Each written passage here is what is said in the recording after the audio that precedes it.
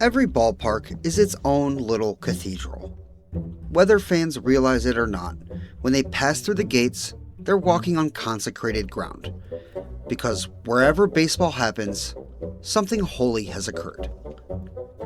Today, we'll be talking about an old ballpark that provided some of the most sanctified experiences the sport has ever seen. What could be more holy than the sweet swing of gorgeous George Sisler, or the unmatched consistency of Stan the Man Musial? What more could you ask for than the dirty jerseys of the Gas House Gang, or the unnerving stare of Bob Gibson on the rubber? Could it ever be purer than hearing Dizzy Dean butcher the English language, or to get a free beer from Harry Carey in the outfield? For generations, fans in St. Louis ventured to this ballpark to experience a level of baseball heaven that could only ever be truly appreciated in hindsight. From the hapless Browns to the mighty Cardinals. Welcome back to The Bad Baseball Fan. Let's explore the history of Sportsman's Park.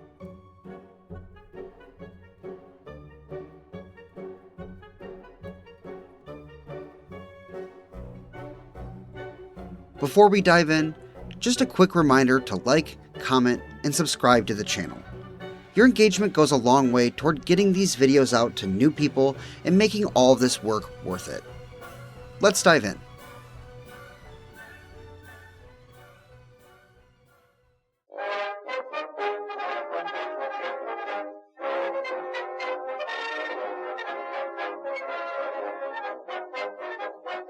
Just a short year after the Civil War ended, 1866, a man in St. Louis by the name of Augustus Solari purchased a plot of land on the northern end of town at the northwest corner of the intersection of Grand Boulevard and Dodier Street. He cleared the land and turned it into a baseball diamond. Building the ball field on the southeast corner of the block, Solari named his park the Grand Avenue Ballgrounds, and baseball was first played there in 1867. In 1875, the Grand Avenue Ballgrounds received their first professional tenant, the St. Louis Brown Stockings. They lasted 3 years before folding due to financial pressure, playing a season in the National Association of Professional Baseball Players before moving to the National League. Around this time, people began referring to the ballpark as Sportsman's Park.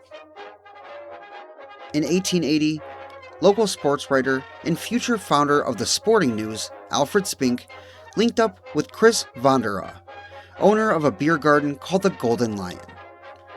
Together, they founded the Sportsman's Park and Club Association with the goal of sprucing up the ball grounds and bringing professional baseball back to St. Louis. And on both accounts, they were successful. They funded the rebuilding of the grandstand, giving it a roof, and extending it down the first and third base lines. In right field, bleachers were added near the former home of Augustus Solari, which Vandera turned into an in-play beer garden, complete with handball courts and lawn bowling for patrons. When all of the renovations were complete, the name of the ballpark was changed officially from the Grand Avenue Ballgrounds to Sportsman's Park. A new version of the Brown Stockings was formed in 1881, spending a season as an independent exhibition team. Their first game at the newly renovated ballpark was an exhibition against the Cincinnati Red Stockings on May 21st, 1881. A year later, the two teams would be charter members in a new professional baseball league, the American Association. Upon joining the new league, the team's name was shortened to the Browns. Their tenure at Sportsman's Park lasted as long as the league did, ending after the 1891 season, seeing the greatest stretch of baseball that a team named the Browns would ever have in St. Louis. Starting in 1885, the team would win 4 consecutive American Association pennants, dominating the league and serving as its representative in each season's World Series. Led by player-manager Charles Comiskey, the 1885 Browns faced the Chicago White Stockings in that year's iteration of the pre-modern World Series. The series was convoluted and disputed. At one point, The Browns even walked off the field and forfeited a game, leading the series to be what is historically recorded as a 3-3-1 tie. Sportsman's Park hosted games 2, 3, and 4 of the series, seeing the Browns lose game 2 but win games 3 and 4. The two teams rematched in 1886, with this series having a decisive victor, that being our protagonist, the Browns. In what was set as a best-of-7 series, St. Louis took it in 6. Games 4, 5, and 6 were all hosted at Sportsman's Park, with the Browns sweeping the 3 games, winning the series on a walk-off wild pitch. The city of St. Louis and the ballpark at Grand and Dodier had their first taste of championship baseball. Unfortunately for our Browns, it was the only championship they claimed out of their 4 pennants. 1887 saw them lose to the Detroit Wolverines in a best-of-15 series. Sportsman's Park hosted games 1, 2, and 15, seeing the Browns go 2-1 in those games. The following year saw 10 games played in the series, with the New York Giants winning 6 of them over the St. Louis squad, with the Browns winning 3 of 4 at home. The year after that, they wrapped up the 1889 season 2 games behind the Brooklyn Bridegrooms, ending an impressive streak of dominance over the upstart league. Despite a strong run competing with the National League, the American Association went bankrupt and folded following the 1891 season. That final year for the Browns was an eventful one. A fire broke out at Sportsman's Park that motivated Chris Van der Aa to build a new ballpark a few blocks north. And later in the year, on October 4th, Browns pitcher Theodore Brittenstein, in his first career start, threw a no-hitter against the Louisville Colonels. That no-hitter turned out to be a last hurrah at Sportsman's Park, because after the season, the Browns would be leaving. The St. Louis Browns quickly found a new home, both literally and figuratively, moving to Van der Aa's new ballpark and joining the National League. Grand and Dodier's first baseball champion had moved on to greener pastures. Once again, the ballpark sat vacant.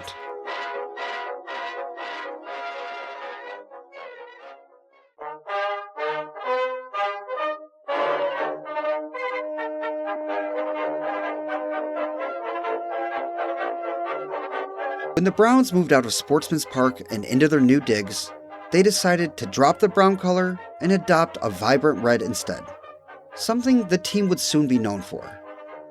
Sportsman's Park was left without a professional baseball team for the next decade. During this period, while the grounds were used for activities other than baseball, it was known as Athletic Park.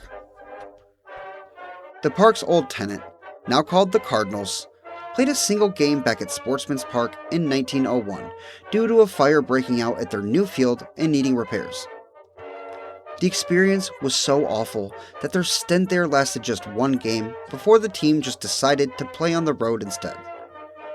Despite the ballpark's rather decrepit state for baseball, given its decade of neglect as a baseball venue, a new Major League franchise moved in following the season. Following the American League's inaugural year, the Milwaukee Brewers, a charter member of the league, decided to move to St. Louis. Moving into Sportsman's Park, the franchise inherited the color and name Browns, taking up the mantle of the ballpark's former tenants. Initially, AL President Ban Johnson didn't want them moving into Sportsman's Park, given its rundown nature. He made efforts to pursue land for a new, Major League quality ballpark, but he was squeezed by the St. Louis landlords and ultimately failed. Forced to move into Grand and Dodier, the newly minted Browns renovated the ballpark. A new diamond and grandstand were built in the northwest corner of the lot, with the grandstand a curving single deck. It arced all the way to the right field pole while straightening up down the left field line. Most of the seating resting between first and third was covered from the sun, and when all was said and done, it featured a capacity of roughly 8,000 seats. The newly rebuilt Sportsman's Park and the newly remade St. Louis Browns had their opening day on April 23, 1902. The Browns hosted the visiting Cleveland Blues, beating them 5-2 behind a dominant complete game from righty Red Donahue. It was a strong start to what would become one of the Browns' most successful seasons. Finishing with a 78-58-4 record, the St. Louis Ball Club christened its newly remodeled ballpark with a second-place finish, 5 games behind the Philadelphia Athletics. In its first season hosting American League Baseball, Sportsman's Park hosted 272,283 fans, placing the Browns at 5th out of 8 in attendance. That arrangement of Sportsman's Park would last through the 1908 season, seeing rather inconsistent baseball and attendance numbers during that time. The most notable event of the decade coming on July 21st, 1905, when Weldon Henley of the visiting Philadelphia Athletics no-hit the Browns, winning 6-0. By the end of 1908, it was apparent that Sportsman's Park needed another remake. Following the footsteps of the A's and the Pirates in Pennsylvania, Sportsman's Park was completely remade out of concrete and steel. The diamond was shifted to the southwest corner of the lot, where a double-decked grandstand was erected behind it. The previous grandstand remained in the left field corner, rounding around the corner and providing covered corner seating and attaching to the new grandstand. The bleachers that had run down the left field line and out into left field now served as purely outfield bleachers. Legendary ballpark architectural firm Osborne Engineering was hired to design the project, which totaled $300,000, equivalent to roughly $10.1 million in 2026. This arrangement apparently lasted for 2 seasons, before the old grandstand in left field was demolished and replaced with a covered, single-deck pavilion that ran to the left field corner, with a smaller version built in right field. Capacity at this point was over 24,000. The ballpark had found its permanent home, and was well on its way to figuring out its permanent shape. Either way, both the people of St. Louis and the St. Louis Browns had a ballpark that was ready for a new era of baseball.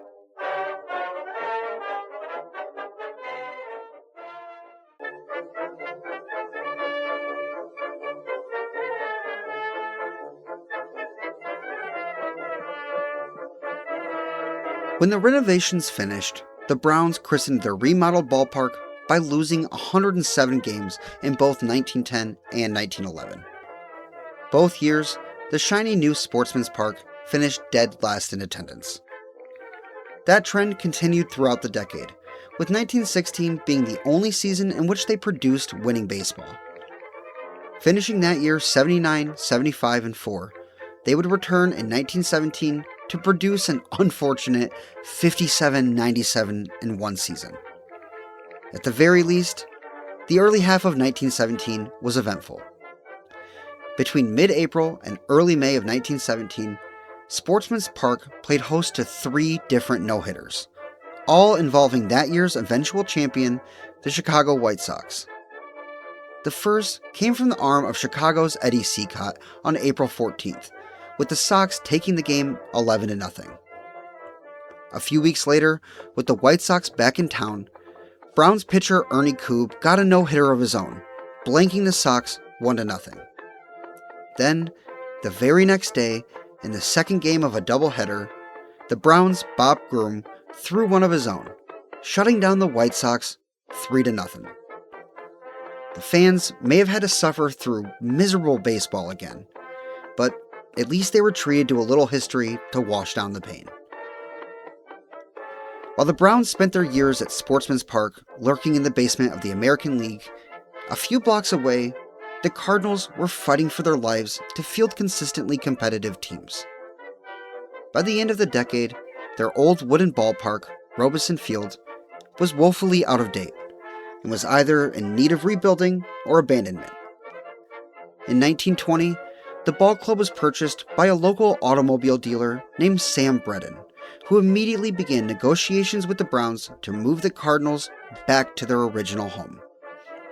The two sides agreed to the Cardinals paying $20,000 in rent annually, and the team moved in right in the middle of the season.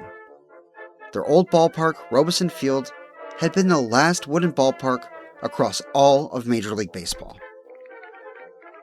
After the team moved out, Bredin sold Robeson Field, and with the money made from that sale, Cardinals team and general manager Branch Rickey purchased minor league ball clubs and established what would become Major League Baseball's first ever farm system. The team played their first game back at Sportsman's Park on July 1st, 1920, hosting the Pittsburgh Pirates in front of a lively crowd of 20,000 people. The festive attitude was spoiled when the Pirates beat the Cardinals 6-2 in 10 innings. But a new era of St. Louis baseball had begun. With their move, the Cardinals began what would be more than a 3-decade-long stretch of multiple baseball tenants at Sportsman's Park. With their new farm system taking shape, it finally looked like St. Louis might start fielding a competitive baseball team again. And before long, the Cardinals would remind the city what championship baseball looked like. And Sportsman's Park would never be the same.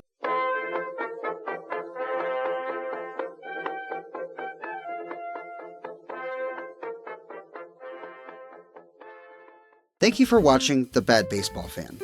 If you enjoyed this deep dive into the origins of Sportsman's Park, consider subscribing and turning on notifications.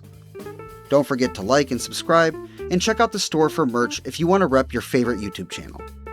Anyways, thanks for being here, and I'll see you next week for part 2.